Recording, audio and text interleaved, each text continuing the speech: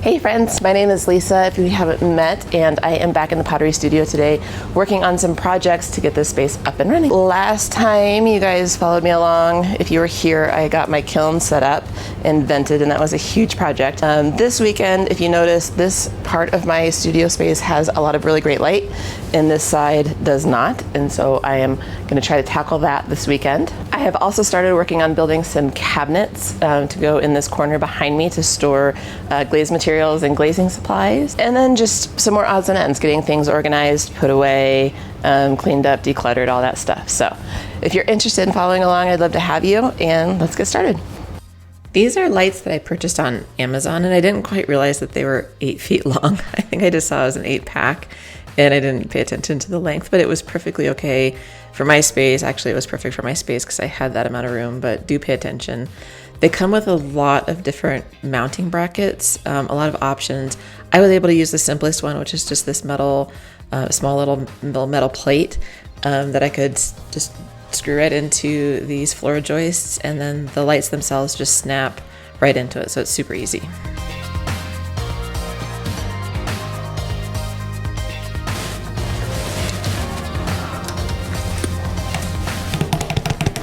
Okay, so I really like these lights. They were so easy to put up. I have 3 now. I'm debating, I mean, it's pretty bright, but I still feel like over here, it's a little bit darker. So I think I'm going to actually start it about 20 inches over, but I can leave these 3 where they are. I'm just gonna put another one in over here and then just redo how they're daisy chained.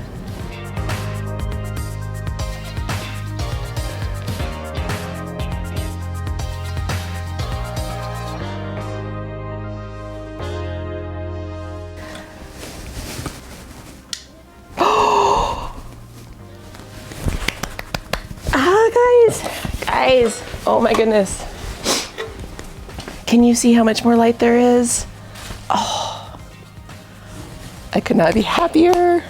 I think that took all of 45 minutes. I am so stoked. Now I'm debating if I want to put more back into that corner above the wheel where I'll be throwing in videos, because now it feels so bright over here to the right that it's almost starting to feel dark over in the corner. I might just do that because I actually have plenty of these LED lights. Look at this. I ended up adding the other 4 to this back corner where I do throwing and where my kiln is and all that. It's so bright now I'm gonna have to adjust my camera settings. Well, now that my lighting project is all done, I think I'm going to get started on the cabinet that I have ready to start assembling for this corner next to the sink. Here you can see the design of the cabinets. I'm working on the 2 that are right in the middle here. The cabinets to the right are the sink and the cabinet that's already in place that I finished in the last video. And then on the left are the cubbies that I'll be working on hopefully later. Previously I had broken down all of the plywood into the parts, but I had a couple cross cuts that I missed, so I'm getting that finished up here.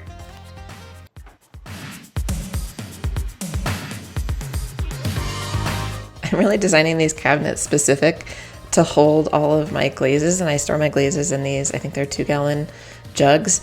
And so I wanted to make sure that I get the height of these shelves just perfect for those containers.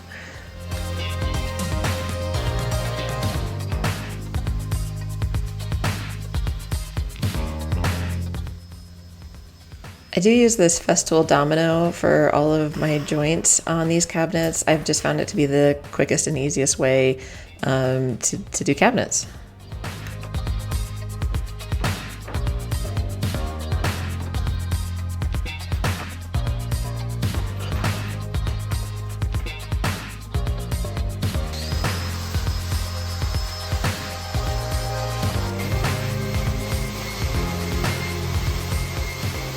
I guess I got my Girl Scout badge in cabinet building in the last couple years as I moved into a new house, and there was just some cabinets I wanted, so I figured I needed to learn how to build some cabinets. But now the skill's coming in really handy as I'm building my studio, because I can really custom make kind of all the storage that I want.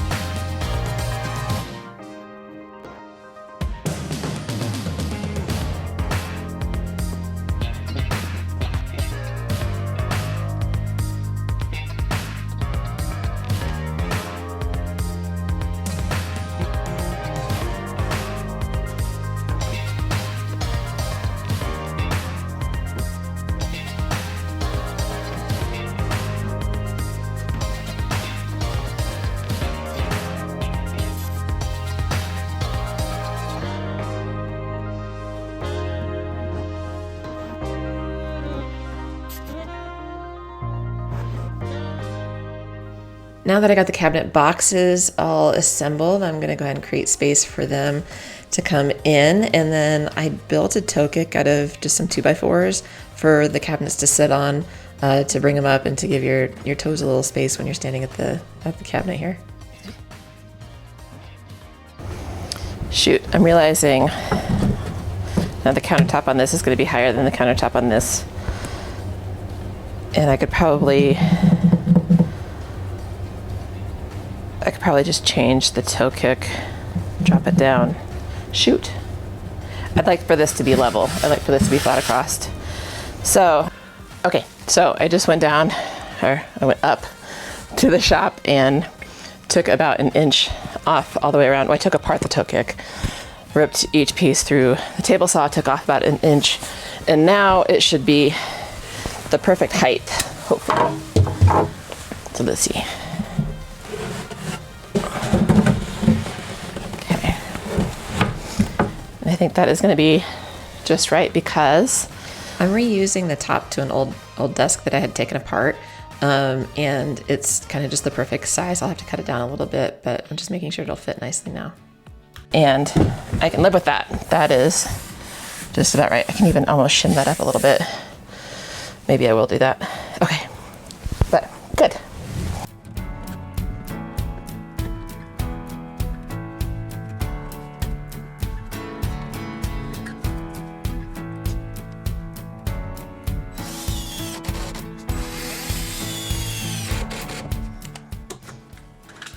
So because I'm such an awesome cabinet maker, somehow this side of the shelf is like half an inch higher than this side. And I noticed it when I attached these two cabinets together, that this wasn't lining up.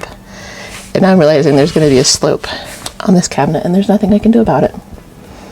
I mean, I could remake the whole thing, but I'm not going to do that. So there's something I get to enjoy every time I open the door. Okay, so the reason I waited to put in this divider piece, I'm going to have a drawer here and here, and I wanted the face to line up with the rest of the sink, so it just looks like one continuation of drawer boxes across the top, and then I'll have doors on the lower part. But I wanted to have it in place to do that so I could line it up and make sure it was going to look visually consistent across. I also just wanted to make sure it was going to be high enough to fit my glaze containers on this second shelf as well.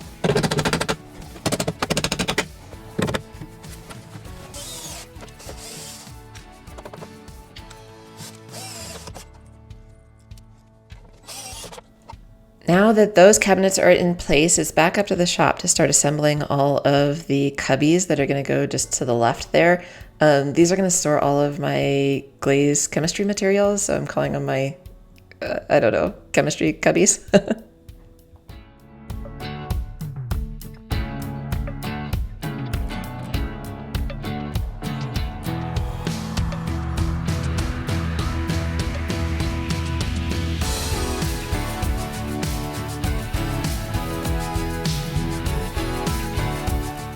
In total, there were 6 cabinets as part of this assembly, and it totally consumed all of my shop space, but here they are.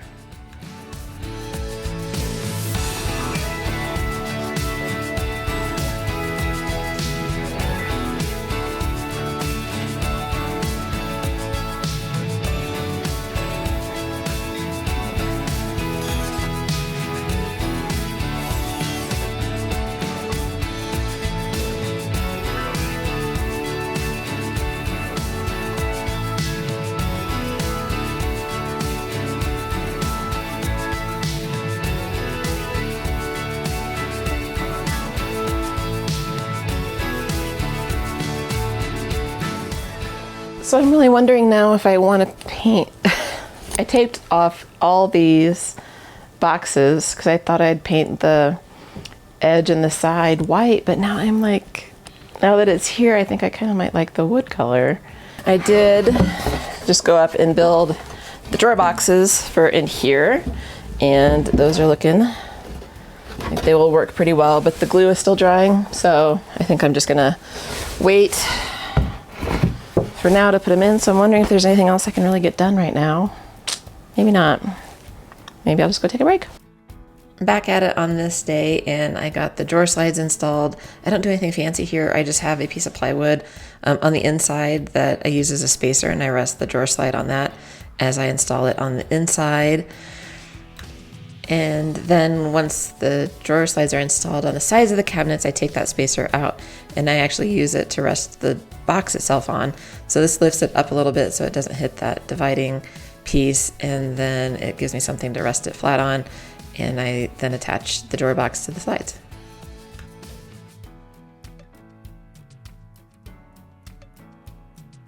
I painted the face frame in the drawer fronts, so I'm going to get the drawer fronts put on, get these cleaned out. I do need to get this cabinet attached to the sink base so that it doesn't move around like it just did. And then I'm just going to start laying out where I want everything to go. Some of it's pretty obvious, but it's going to be a fun day of organizing too, so yay!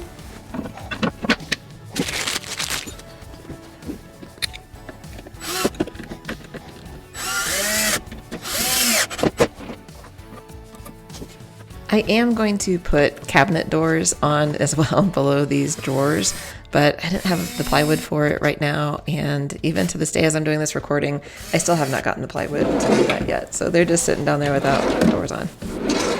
I don't actually know if I showed you this already, but I built this bank of cubbies specifically to house the raw materials that I use for formulating glazes and testing glazes. And these are bins from IKEA. I think they're like for recycling, but I have each one. I have a cubby for each one. Actually, I think I have an extra cubby as well. So this is going to keep them nice and tucked away. I can put a door on these if I wish to. And then when I want to get materials out, I can just pull it out, flip it up. Glaze materials largely come in like a powder form. So it's kind of like, I don't know, like flour and sugar and baking soda and things like that if you're baking a cake, but it's definitely much different chemicals, but they all come in kind of bulk when you buy them. I get them down in Denver, and since it's like an hour drive, I tend to buy a good amount just so that I don't have to go back and forth to Denver. And these cubbies and these boxes are just perfect for storing all of them. Over the years, I've developed a good number of my own glazes after doing a lot of glaze chemistry study, and I store them in these containers, and I'm just super excited to have these cabinets now to keep them tucked away and organized and nice and tidy.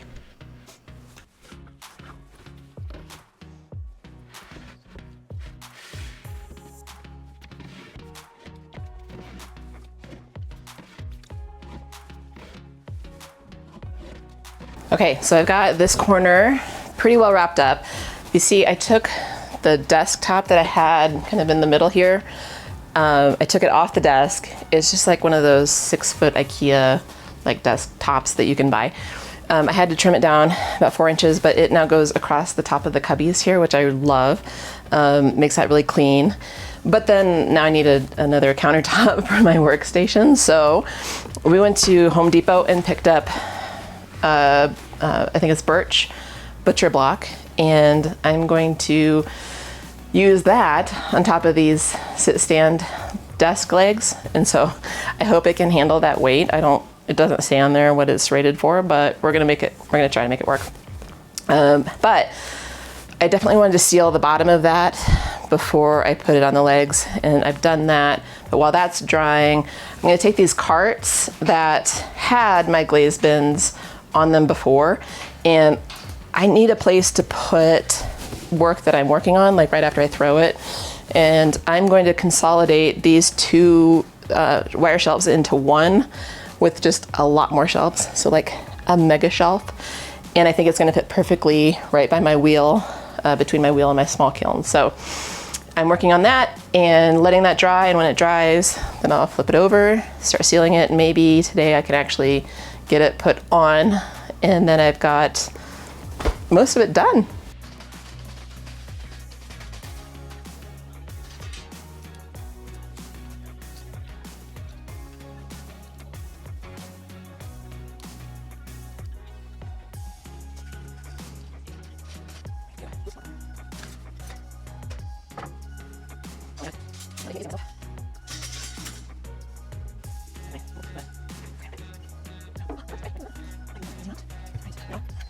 So I didn't get as far as I wanted to yesterday, but that's okay because there's always today. I did get the countertop flipped over and put on the legs, but I do need to put a coat of finish on the top of this. And I got that shelf all set up and built over there, which is great. This is definitely the home stretch. The finish I'm using I've used it for all the butcher block in here, is this Total Boat Halcyon Clear. I like it for a couple reasons. It doesn't seem to yellow, which is really nice.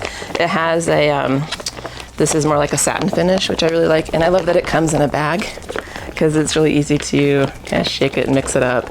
And it seals really well, so if you don't use all of it, I don't know, I just think this is a lot cleaner than cans of varnish and stuff, so. I have a number of other small projects that I want to do in the studio, but for some reason in my mind, like getting this sealed was the last thing that I absolutely had to do before I started throwing. And now I feel finally ready to get out the clay and get going. All right, friends, that's it for this video. Thank you so much for being here. I am super excited with how everything came out. And if you enjoyed this, I definitely have some other videos you can go watch.